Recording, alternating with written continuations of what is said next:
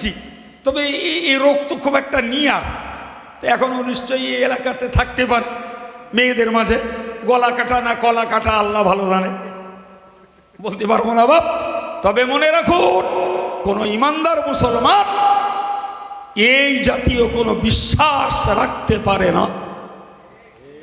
এমন কোনো বিশ্বাস, এমন কোনো দুর্বলতা ঈমানওয়ালার জন্য নেই যে রবিউল সানি মাসে আমাবস্যায় কলা কাটবে না গলা কাটবে, আর রমজান মাসের আমাবস্যায় গলা কলা কিচ্ছু কাটবে না, এমন কোনো ব্যাপার স্যাপার ভাই নেই।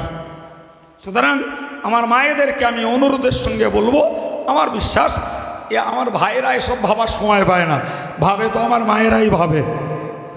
জি, আমি মায়েদেরকে বলবো, হারগিজ জীবনে এই কথার মনের ভিতরে রাখবেন না। আল্লাহ রোগ দিলে চাঁদনি রাত্রি দেবে, আর আল্লাহ যদি ভালো রাখে আমাবস্যাতেও ভালো রাখবে।